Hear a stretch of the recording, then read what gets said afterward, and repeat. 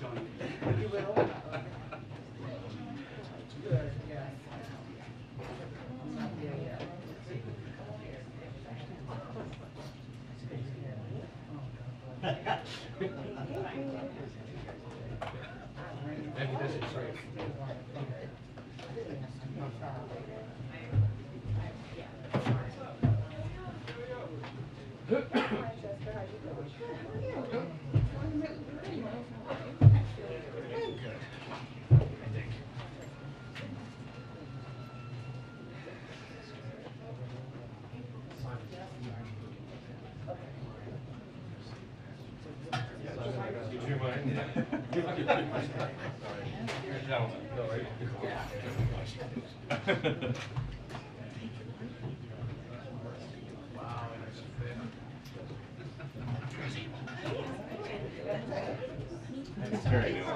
Oh, it's so, that's the thing. It's like annoying.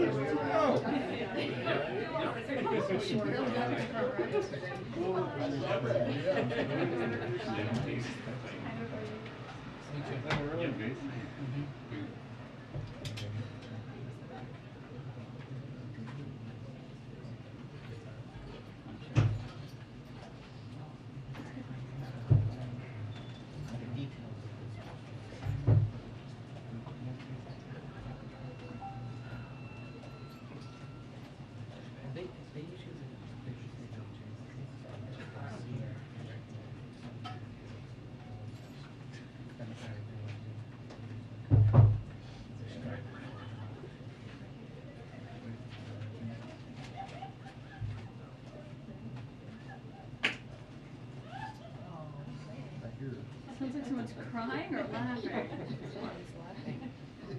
So it's gonna be that kind of big.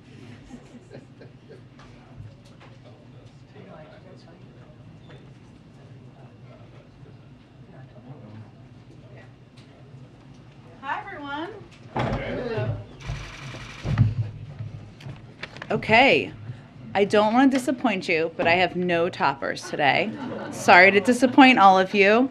Darlene, would you like to kick us off? Yes, ma'am. Thank you. I wanted to follow up on your tweet yesterday about being on the lookout for Russia to use chemical or biological weapons in Ukraine and possibly creating false flag operations to use them. What is the evidence to back that up beyond what you said in the tweet that it's a pattern from Russia? Is there more to this than it just being a pattern for them? Well, they have a large biological and chemical weapons program. So it's a pattern, but they also have the capacity. Well, I'm not going to get into specific intelligence. We look at all of those factors. And we also know, and one of the main issue that prompted my Twitter thread yesterday was that Russia has a history also of inventing outright lies like this, which is the suggestion that the United States has a chemical and biological weapons program, or Ukraine does, that they're operating. Russia is the country that has a chemical and biological weapons program. So the objective was to make clear the inaccuracy of the information, the misinformation they're trying to put out, and make clear to the world that they not only have the capacity, they have a history of using chemical and biological weapons, and that in this moment we should have our eyes open for that possibility. Would use of chemical or biological weapons be a red line for the president in terms of direct U.S. involvement in the war over there? We are directly involved. We are providing $1 billion in security assistance. We are the largest provider of that. We are providing humanitarian. With the U.S. military going and engaging in Ukraine and fighting a war against Russia, we don't have any intention to do that. Go ahead. Oh, go ahead, Darlene. Go ahead. Last one. One other one. The Defense Intelligence Agency, the director told Congress today that his agency underestimated the Ukrainian military's preparedness and will to fight. Is that the assessment? Does the White House share that assessment? We do, and I think, Darlene, the world does. I mean, I think when we saw the preparations of President Putin and the Russian military on the borders of Ukraine, We saw the power of the Russian military. We saw the intentions of President Putin. And I don't think anyone anticipated the level of courage, of bravery, of capacity to fight back that we have seen in the country. At the same time, we've also seen some miscalculations by President Putin as well in terms of that capacity and willingness, but also in terms of their own planning and logistics of their military. And then lastly, can you just talk a little bit about the fate of the COVID money, the $15 billion Sure. that Speaker Pelosi took out of the bill yesterday? I mean, how confident is the White House that you will ultimately get that money? Absolutely. Yeah. Okay. I just wanted to let you continue. Well, we need this money. So without additional resources from Congress, the results are dire. Just to give you some specifics, in March, testing capacity will decline this month. In April, free testing and treatments for tens of millions of Americans without health insurance will end. In May, America's supply of monoclonal antibodies will run out. So failing to take action now will have severe consequences for the American people. That's why we requested $22.5 billion to avoid severe disruptions to our COVID response. The reason we've made the progress we have at this point is because we have been ahead of where the pandemic is in terms of having the preparations, for the most part, of vaccines, of supplies needed, and we want to continue to stay ahead of that if we can. So these are conversations, as you all know and has been reported out, that are happening with members, but we will need that funding in order to continue to fight the pandemic. Go ahead. Just to follow up on Darlene, are you detecting any sign of any imminent use of chemical weapons over there? I'm not going to get into any intelligence. Obviously, we continue to assess the declassification of that, as you know, Steve, as we have done throughout the course of the last several weeks. But what we endeavored to do when we put out that information yesterday is to remind the world of the large biological and chemical weapons program that Russia has, the fact that they have used it in the past against dissidents on their soil and on NATO soil, that they and that they were taking a step to put out misinformation about our own programs, capacities, and those of the Ukrainians as well. And the President spoke this morning with the President of Turkey, Erdogan. Did they discuss access to the Black Sea? Do you know?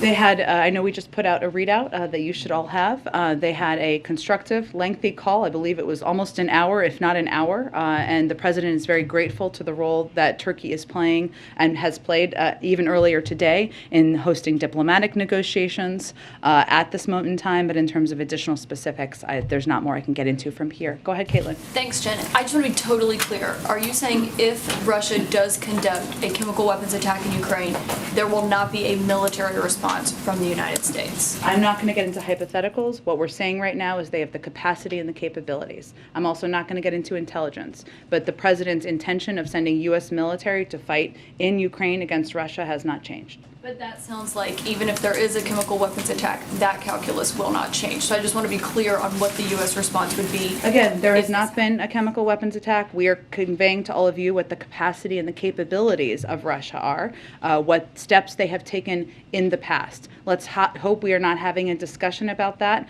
but the president and our NATO partners have not changed their assessment about their plans to send U.S. troops in. Would President Biden let a chemical weapons attack in Ukraine go unanswered by the United States? We have not let anything go unanswered that President Putin has done to date.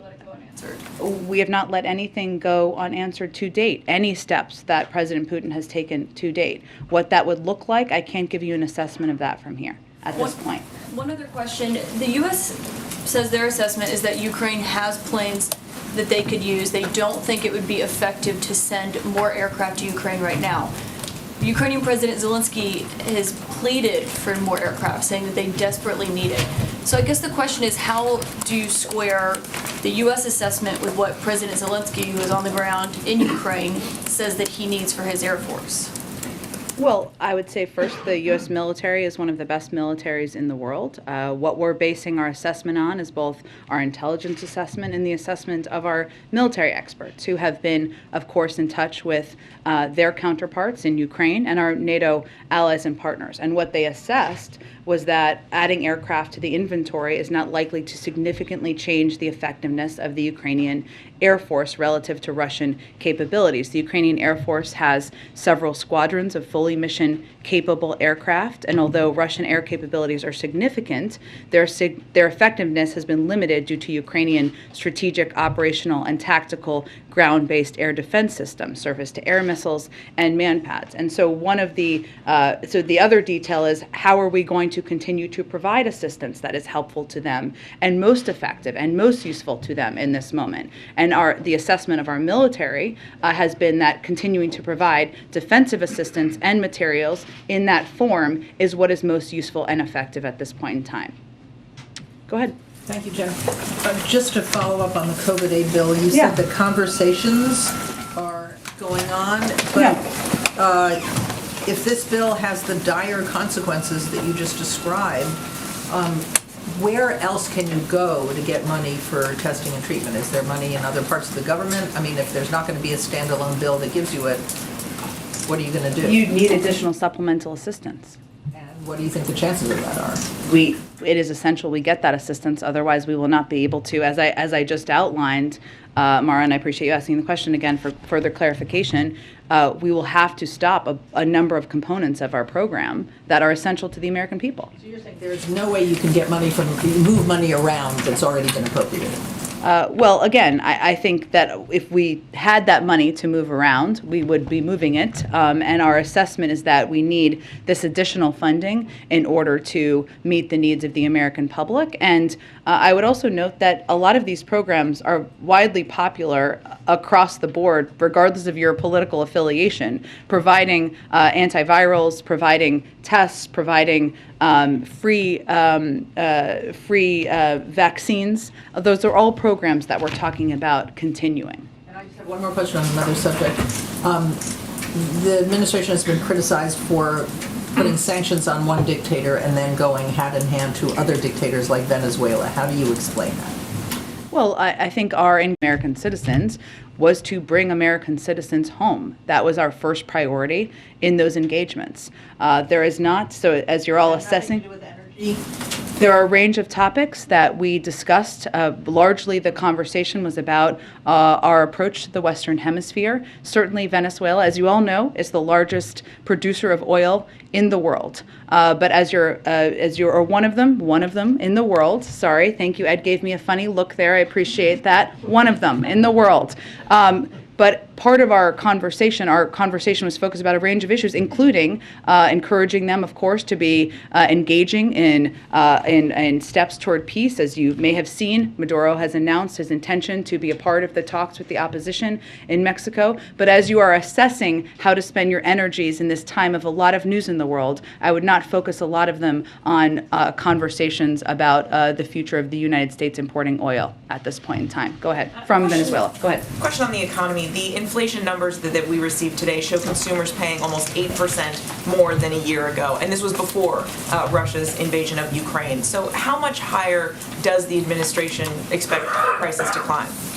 Well, as you know, a large driver of these inflationary numbers from the last, these monthly numbers, were from energy prices. And we have seen the increase happen as a result of Russia's invasion of Ukraine. So while we're looking at year over year, and there were year over year numbers that came out about a month ago as well, there are still predictions and projections from the Federal Reserve and outside economists about inflation moderating towards the end of the year.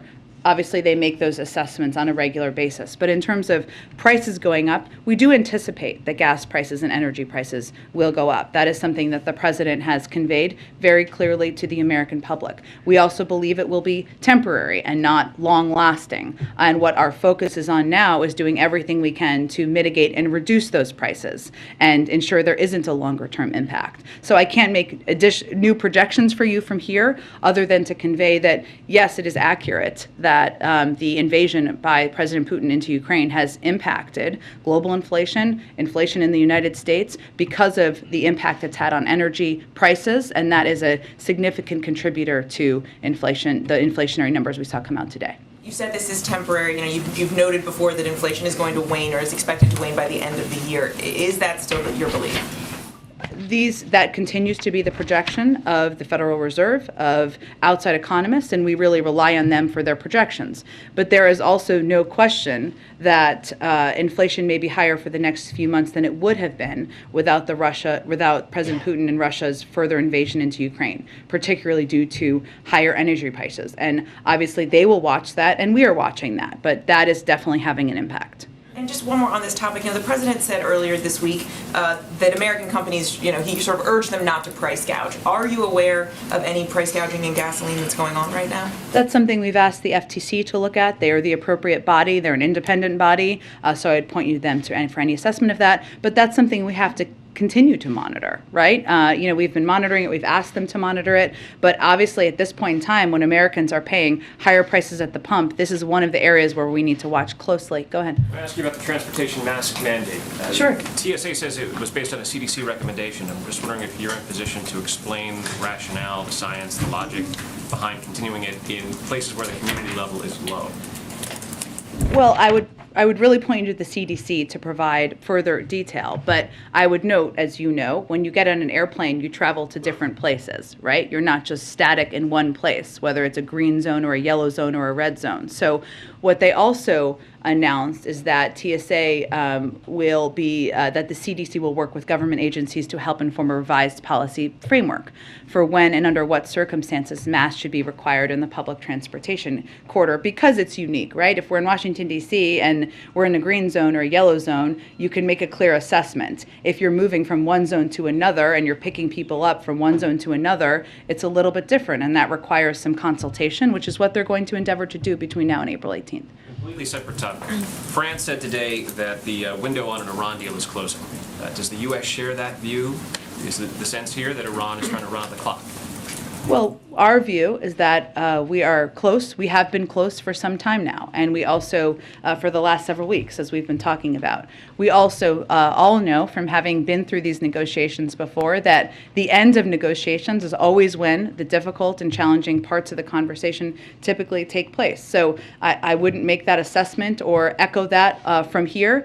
We are continuing to have these diplomatic talks. It is in all of our interests to stay at the negotiating table, and that's what our plan is to do from here. Go ahead. Jen, you said earlier to one of my colleagues that nothing that Russia has done so far in terms of this invasion has gone unanswered when you were being asked about bio and chemical weapons. Obviously, none of what we have done to answer Russia has steered them from continuing this invasion. So why not consider some alternate strategy to communicate to Russia the consequence if they are to do a bio or chemical weapon strike inside Ukraine? Like what?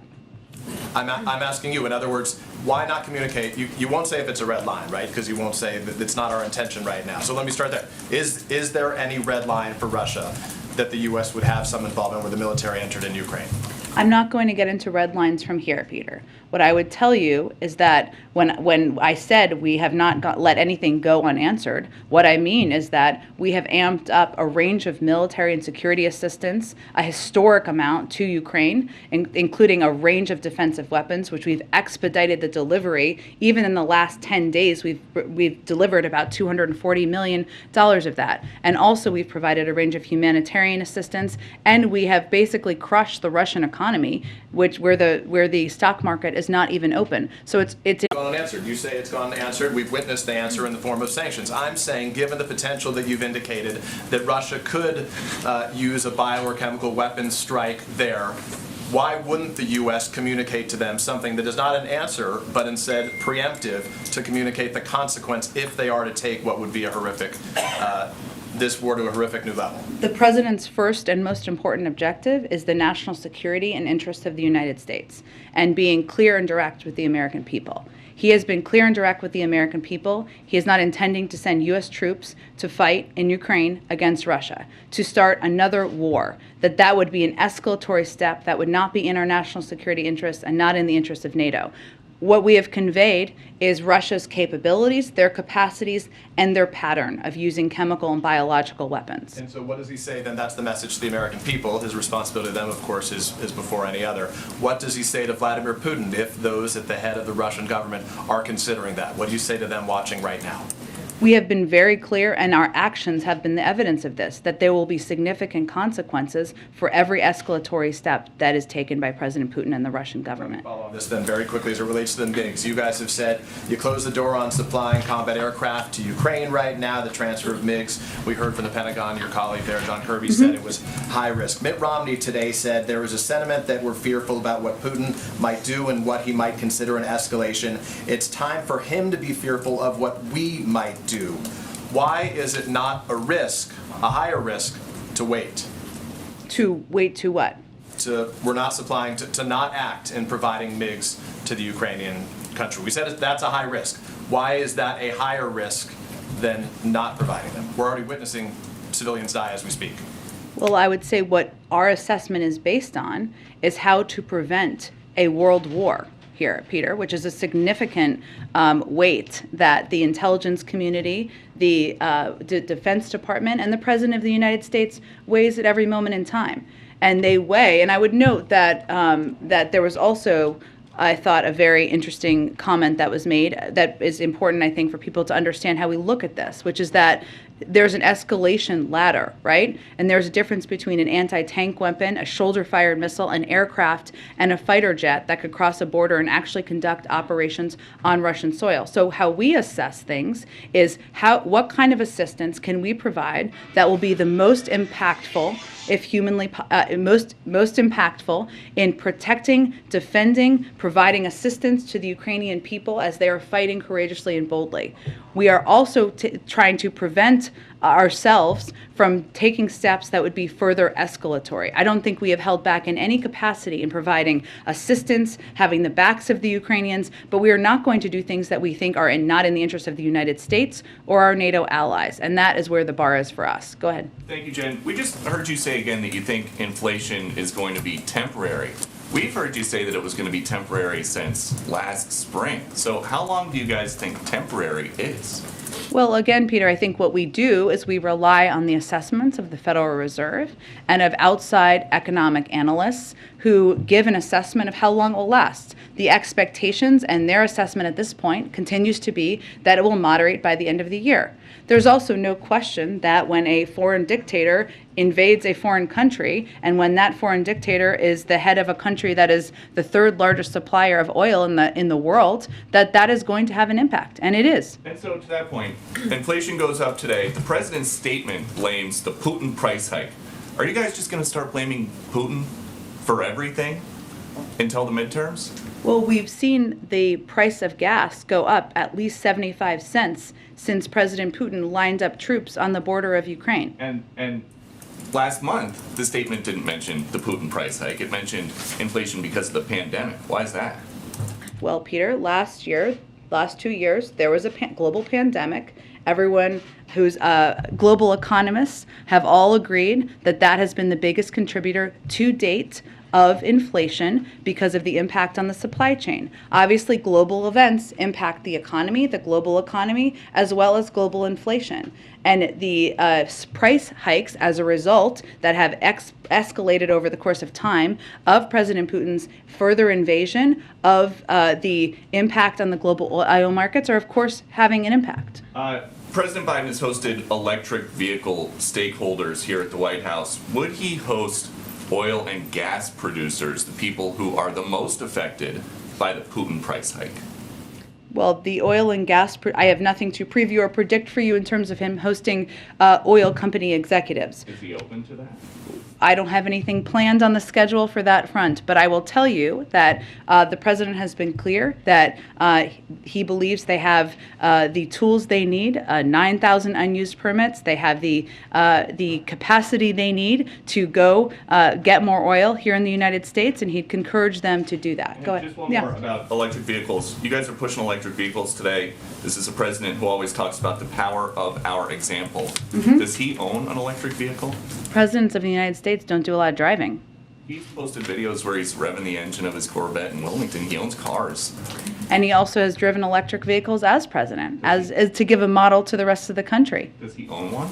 I think the president's record on this is clear, Peter. Presidents of the United States, current and when they are no longer, typically are not doing a lot of driving. Go ahead. Jen, the Vice Go President ahead. expressed support for a war crimes investigation into Russia. Why at this point isn't the United States comfortable just directly labeling the bombing of a maternity hospital as a war crime? Well, first let me say, the bombing of a maternity hospital is horrific, it's barbaric. I don't think anybody who saw that could not have been emotionally deeply impacted. There's a legal review process that the United States undergoes to make considerations of labeling something as a war crime. That is the ongoing process that we're pursuing at this point in time. It's ongoing. Obviously, if Russia is intentionally targeting civilians, that would be a war crime, but we need to go through the legal assessment and review in order to make a formal conclusion. One more. The journal is reporting that Saudi Prince Mohammed bin Salman declined a request to speak with President Biden recently. Early in his term, the White House said the president would conduct diplomacy with the Saudis through the king rather than through MBS. Why has that policy changed? That report is inaccurate, so let me start there. The president did speak with the Saudi king just a few weeks ago, several weeks ago. It's all running together at this point in time.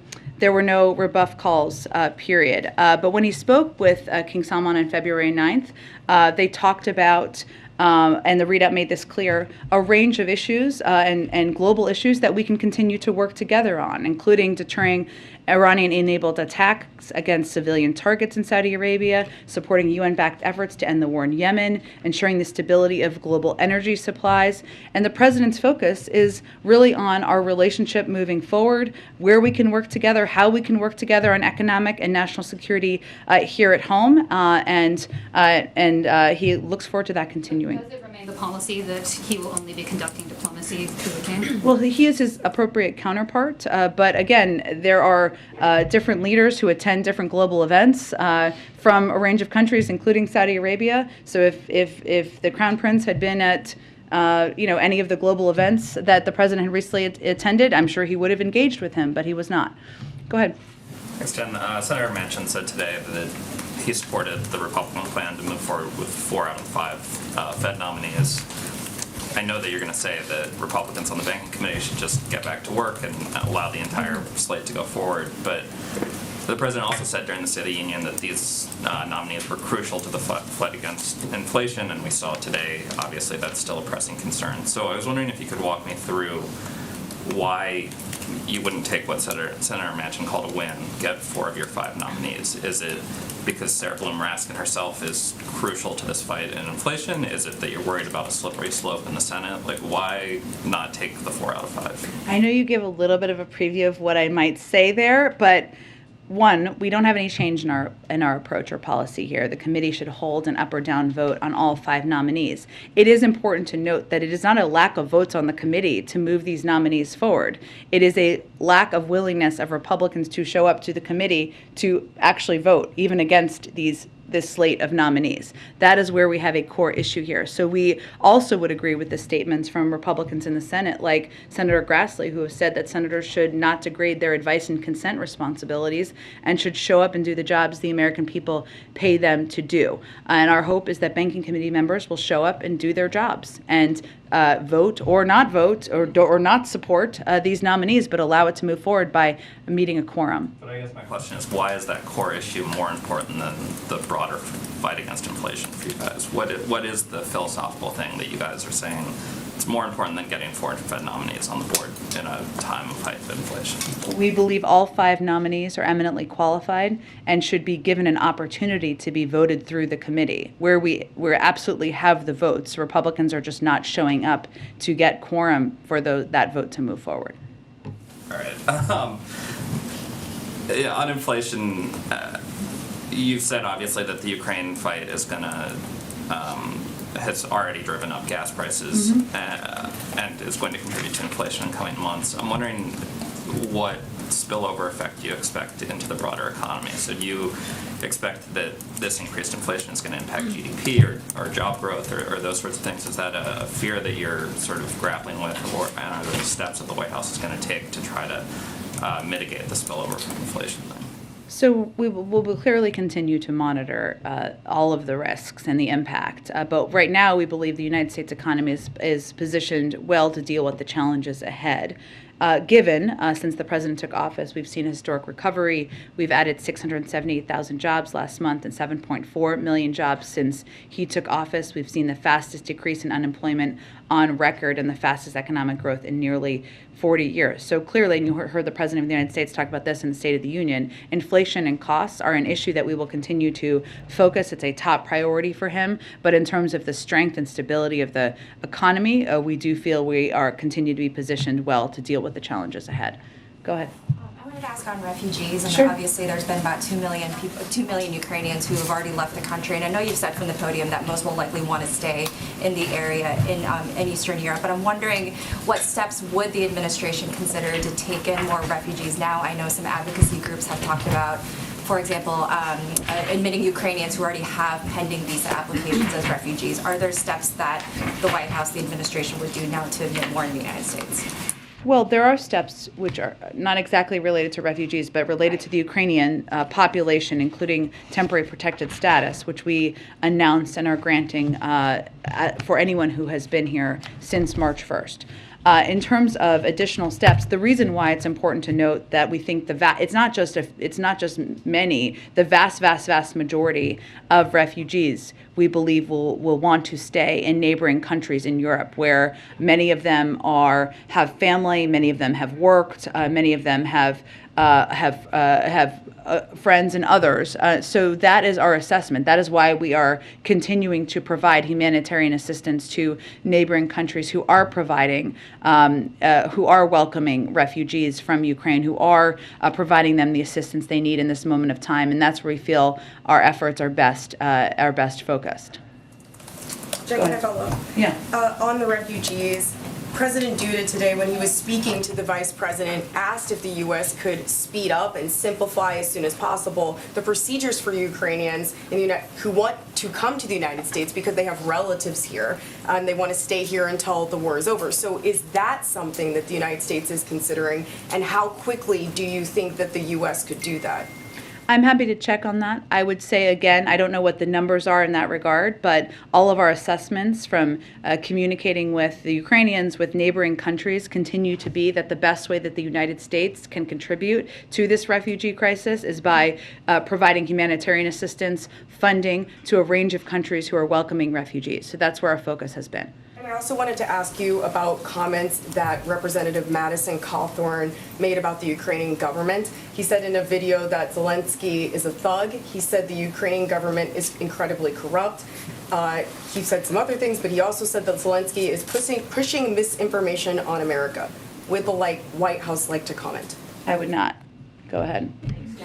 The administration has talked a lot about short-term, waiting out short-term effects of sanctions on Russia, and so Americans might now naturally be wondering when the medium term might start.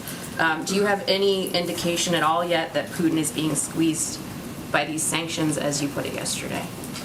That any indication he is being squeezed?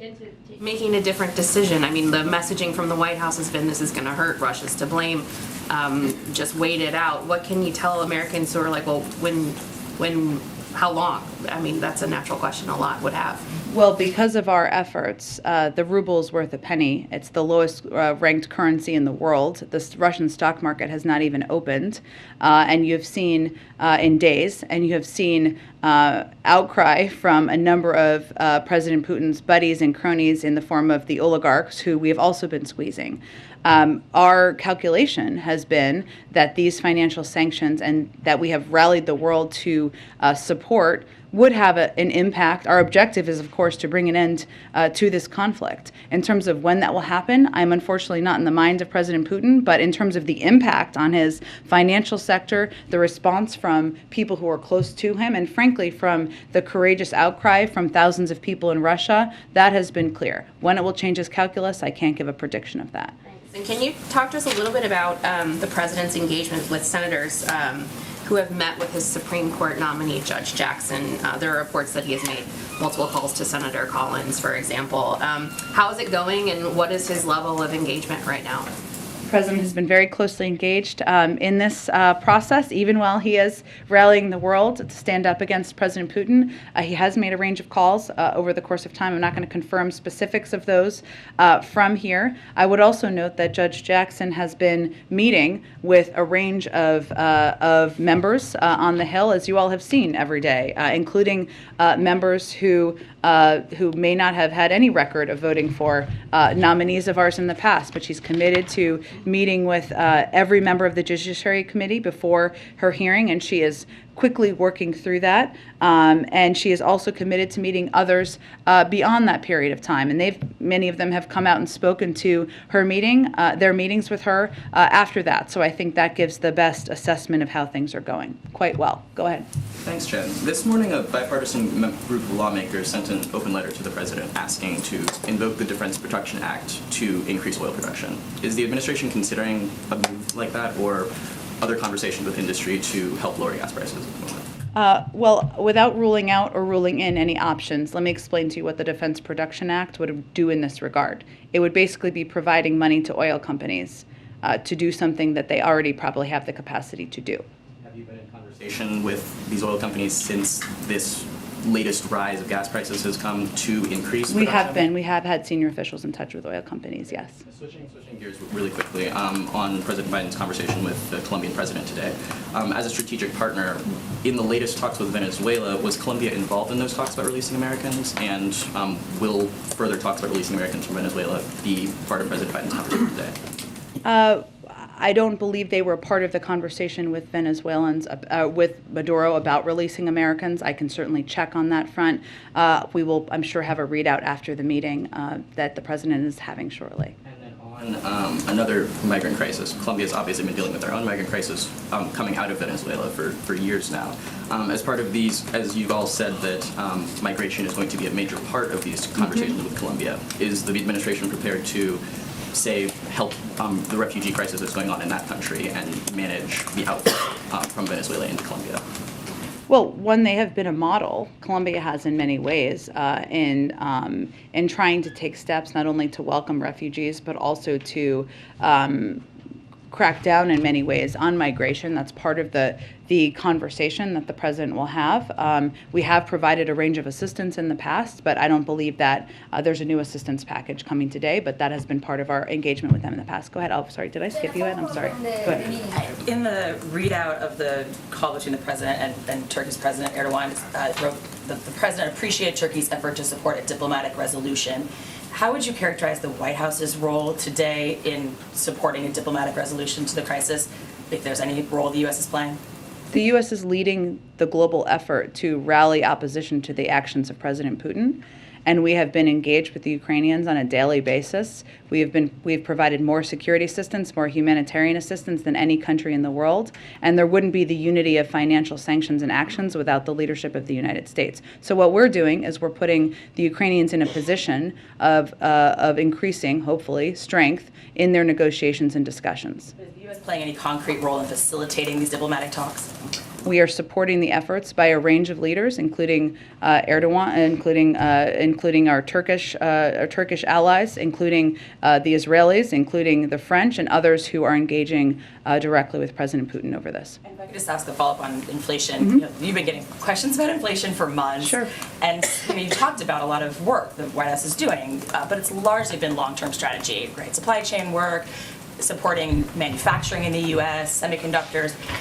It's the Americans that woke up with another round of headlines about inflation this morning. Is there something you want to point to that's what the White House is doing to provide short-term relief, like immediate relief to the rising costs? I would say that a huge part of what we've done has had an impact already. One is obviously inflationary pressures have been caused by the pandemic, and getting the pandemic under control, which has been the president's top priority, has the biggest impact on that. We've seen hospitalizations go down. We've seen people return to the workplace. We've seen 99% of schools open across the country.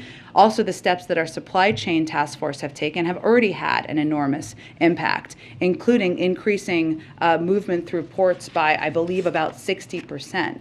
If you look at shelves at stores right now, 89% of them are stocked. That is a direct result of the actions of the supply chain task force and this president.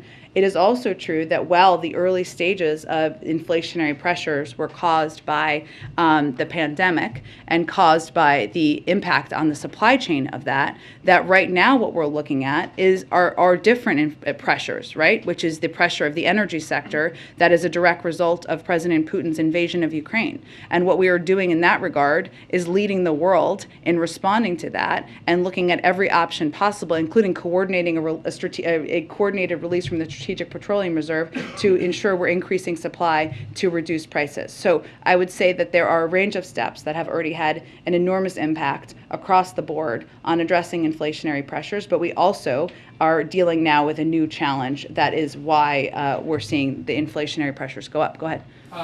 Just to follow up on your point that you said that senior administration officials have been in touch with oil companies about boosting supply. I don't know unless this has been reported elsewhere. Can you say which ones and what the response is? I'm not going to detail it further, but we've clearly met with them and we remain engaged with them as we do with a range of private sector companies. One other on Ukraine, we talked about chemical and biological weapons. As Russia appears to be moving towards encircling Kyiv itself, something that Pentagon officials, you, others have said could take several days, if not weeks. Is there concern about getting enough military equipment into Kyiv in advance of that? Or what would happen, what would be done to make sure that they can still be supplied if this encirclement happens or is underway? Well, what we have been able to do to date is provide, even in the last 10 days since we announced this new package, about $240 to $250 million in military assistance, defensive assistance that, as we noted earlier in the briefing, is what our military has identified as most helpful to them in this moment. We also, thanks to the omnibus and the parts of many parts of that we do like, will now have about $13 billion in additional assistance, some of which we will be able to expedite and provide hopefully rather quickly. We have effectively and efficiently been able to provide a range of assistance to the Ukrainians, and we expect we'll be able to continue to do that. And then there was a helpful but on background and off-camera conversation yesterday about the Colombia president's visit and details of the Venezuela engagement over the weekend. I wanted to clarify one or two things. One of the officials said that there were no talks between us and the regime. We traveled down there to secure the release of detained Americans and to urge a return to the negotiating table. So they did not speak with Maduro government officials about getting the Americans released? Well, we were working to free American citizens. As I said yesterday, detained in Venezuela, obviously that required speaking with those who had detained them. I don't have more details on who exactly was engaged in that from the Venezuelan side. When was the last time U.S. officials had talked to anyone in the Maduro regime or that was holding those hostages before they went to Venezuela? You mean before they were detained in Venezuela a couple of years ago? Before they got there this weekend. When would it be the last It had time? been ongoing for months. Okay. So the timing of this visit, I know they said in the call, for example, this was the result of months of work. Was it prompted by what's going on in Ukraine, their visit? Or was it the result of unrelated months of work? Because there are some looking at this saying they're taking advantage of the Ukraine situation, potential vulnerability, the need for oil in the global supply, not just in the U.S., but globally. This must have been why they went this weekend. Well, the issue of detainees is our first priority, and we are also, as you know, had discussions about a range of issues, even as they were through different channels. But I would note that there have also been developments, including Maduro committing to engage with talks with the opposition, that have happened over the last couple of days. But the release of the detainees was not for the exchange for sanctions relief or buying oil. And as I noted a little bit earlier in the briefing, this is not currently an active, while they are a very large producer of oil, this is not currently at this moment an active conversation about importing their oil. So that's where things stand at this point in time. But obviously when there's opportunity to bring American citizens who are detained home, we are going to take advantage of that opportunity. Can I follow up on that? Yeah. On the timing of these meetings with Nicolas Maduro, when did these meetings actually start? When was the first time that there was an engagement between the U.S. government and Nicolas Maduro? Well, the engagements with those who have been detaining Americans have been ongoing for months. But can you be a little bit more specific? I can see if there's anything more specific I can get you, sure. And also following on that, since the president is already here, I mean, in Washington, D.C., the president of Colombia, Ivan Duque, and about to meet with President Biden, was there any courtesy call from the U.S. regarding this engagement with Nicolas Maduro, given the circumstances and given that President Duque has been one of the most vocal critics in the region against Nicolas Maduro? I'm happy to check and see if there's any more details we can provide on our diplomatic engagements. I would note that our objective here and our top priority was bringing American citizens home. Typically, those conversations and the briefing out of them happens in a very, very small circle, and so I would just note that. But I will see if there's more detail we can provide. Question, if I may. Is there any intention to declare Colombia as a principal extra NATO ally after the meeting with the president or even prior to? Sure. Let's let the meeting happen. We will have a readout of the meeting after the meeting, and I'm sure there will be some developments coming out of it. Go ahead. Can I follow up on the vote that took out the COVID funding? Well, obviously, one of the issues that rose with Democrats in the House was the offsets. Was the White House on board with that arrangement, with taking sort of half of that funding from the pre-existing funds, and is that something that would be workable in a standalone piece of legislation? I'm just not going to negotiate on this from here. Our objective is to ensure that there is additional funding so that we can continue to meet the needs of the American people. As I noted earlier, those conversations are ongoing, when we will certainly be a part of them from here in our legislative team. And one more on gas prices. I know you've spoken, I think, about the gas tax before, but there was a group of Democratic governors who wrote a letter to congressional leadership about a potential federal gas tax holiday, something that the president would engage Congress on? We have not taken any options off the table, and including that one. I would just note that the gas tax, if I'm correct here, is about 18 cents. And obviously gas has gone up by a larger amount than that. So we will consider a range of options. But the biggest impact we believe we can have is working through a range of channels to increase supply in the global marketplace, and that is where a lot of our energies are focused on, but we have not taken options off the table. Go ahead. Thanks, Jen. I wanted to follow up on something you said earlier about how the U.S. is supporting the diplomatic talks between Ukraine and Russia, but has there been conversations about America getting more involved, and is there a point where President Biden needs to bring both sides to the table? Well, I would say that what our biggest focus is on is continuing to support the Ukrainians, the Ukrainian leaders, and we are doing that by being the largest provider of military, security assistance, and humanitarian assistance in the world. And our objective is to strengthen them, boost them as they are participating in these negotiations. I have not, the president has never closed the door to diplomacy. Certainly he has been leading the diplomatic effort largely around the world as we're rallying opposition to President Putin's efforts. But we've also been engaging before and after nearly every one of these conversations with the Ukrainians, with the Europeans, to discuss where we can support and get readouts of all of these conversations. And one more. Former Vice President Mike Pence was at the Ukrainian border today. Did the administration know he was going, and was there any kind of State Department support for him or any kind of official support? I'm certainly happy to check.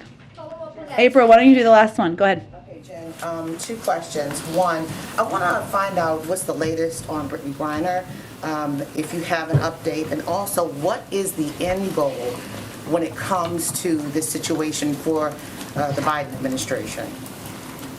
The end goal of the war. Resolution for Brittany Griner Oh, in the okay, midst sorry. of all of this. Well, we have, of course, seen the reports. I cannot speak to the specifics of it because we do not have a Privacy Act waiver. But our objective is always to bring American citizens home who are detained in foreign countries. So that will remain our focus, and that's what we'd like to see the end outcome to be. Is this Putin's bargaining chip? Is she Putin's bargaining chip? Again, I can't speak to the specifics of this case, April. I certainly understand why you're asking, but our focus right now on our how we're going to bring an end to the conflict is to support and boost up the Ukrainians, to support diplomatic conversations, and to continue to provide a range of assistance in that light.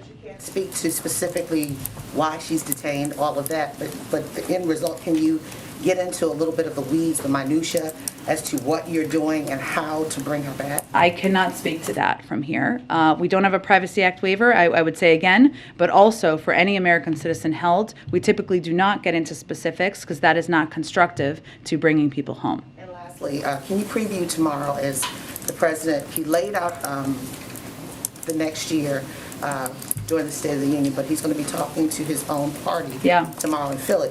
What can you give us a little bit of a readout of what he's going to say specifically? I'm trying to get a little bit more as it relates to the CDC. What is he going to say to them? Because he didn't have as much equity and inclusion in the State of the Union as some would have hoped for. Well, I would say I have not reviewed the remarks with him yet or the remarks yet, so I am not in a position yet to give you a preview of what he's going to say. He's looking forward to traveling to Philadelphia tomorrow to speak with the caucus. I'm sure we can get you all something on that later this afternoon. Thanks, everyone. What's your end game in Ukraine? What's your end game there? You're not facilitating negotiation, you're not going there. I know.